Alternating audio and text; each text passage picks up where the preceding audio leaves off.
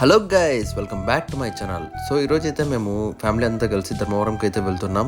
ఇంట్లో వాళ్ళకి ఏదో వర్క్ ఉందంటే ధర్మవరంకి అయితే వచ్చామండి. సో ఇక్కడ అంతసేపు మనం ఖాళీగా ఎందుకు ఉండడం అని మా ఫ్రెండ్కి అయితే కాల్ చేసేసా. నేను కాల్ చేసిన 5 minutes లోపలే మా ఫ్రెండ్ అయితే వచ్చేసాడండి. సో ఇక్కడ వన్ బండి ఎక్కేసి ఊరు మొత్తం తిరిగాము. సో ఫస్ట్ అయితే వాళ్ళ ఇల్లు చూపిస్తా అన్నాడు. ఇక్కడ వాళ్ళ ఇంటి దగ్గర అయితే పిలుచుకొని వెళ్తున్నాడు అండి. సో ఇదే వాళ్ళ ఇల్లు. సో ఇక్కడైతే మా ఫ్రెండ్ నన్ను ధర్మవరం చెరువు దగ్గరికి అయితే పిలుచుకొని వచ్చాడండి. ఇక్కడైతే మధ్యాహ్నం కరెక్ట్ క్లైమేట్ చాలా క్లౌడీగా చాలా బాగుండే అనమాట. ఇక్కడైతే వెదర్ చాలా పీస్ఫుల్గా ఉండే.